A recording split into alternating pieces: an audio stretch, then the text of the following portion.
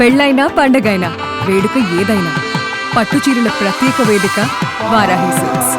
సాంప్రదాయానికి సౌందర్యానికి వారధి. రేవంత్ రెడ్డి సార్కి కొన్ని సూటి ప్రశ్నలు అడుగుదాం అనుకుంటున్నా. ఇప్పటికే చాలా మంది అడిగేశారు, లేట్ అయిపోయింది.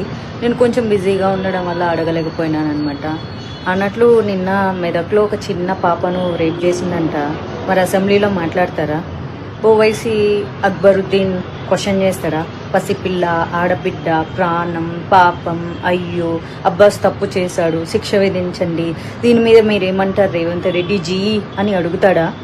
అన్నట్లు కొడంగల్లో ఒక రైతు ఆత్మహత్య చేసుకొని దానికి కారణం సీఎం రేవంత్ రెడ్డి వాళ్ళ కుటుంబ సభ్యులు అని చెప్పి లేఖ రాసిపెట్టి మరీ సూసైడ్ చేసుకున్నాడంట. వాళ్ళ కుటుంబానికి 25 లక్షలు ఇచ్చిండ్రా? కొన్ని 25,000 ఎవరైనా ఇచ్చిండ్రా? ఆయన ఎవరో కోమటిరెడ్డి వెంకటరెడ్డి అంట. ఆయన పేరు పొద్దు తిరుగుడు పువ్వు అంట. ఎట్ట తిరుగుతాడంట. మరి మీరు ఆ రైతు ఇంటికి వెళ్ళి పరామర్శించి డబ్బులు ఇచ్చారా? అల్లు అర్జున్ చేసింది క్రైమ్ కాదు, ఆయనకు తెలియకుండా జరిగింది. ఆయన దాని మీద ప్రాపర్గా స్పందించకపోవడం ఆయన చేసిన పొరపాటు. తప్పుకి, నేరానికి, పొరపాటుకి చాలా తేడా ఉంటుంది. అందరిలాగా ఆయన సామాన్య వ్యక్తే.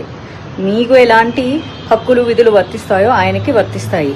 జరిగిన చిన్న పొరపాటుకి సినిమా ఇండస్ట్రీ మీద ఉక్కుపాదం మోపాలి. సినిమా ఇండస్ట్రీని రేవంత్ రెడ్డి కాళ్ళ కింద పెట్టుకోవాలి. జగన్ సినిమా వాళ్ళందరినీ పిలిపించి పోజులు కొట్టి దండం పెట్టించుకున్నట్లు మనం సీఎం అయిన తర్వాత మనం ఎందుకు పెట్టించుకోకూడదు అని. రేవంత్ రెడ్డి గారు, మీ ప్రయాణం అంతా చాలా బాగుంది, అందుకే కష్టపడి ఈ రోజు వరకు సీఎం అయ్యారు. జీవితంలో చాలా చాలా ఎన్నో సాధించారు. మరి ఎందుకు ఇప్పుడు ఇంత గలీజ్గా బిహేవ్ చేస్తున్నారు? గురుకుల పాఠశాలల్లో చాలామంది విద్యార్థులు చనిపోయారు. ఏనాడన్నా మాట్లాడిన పాపాన పోలేదు.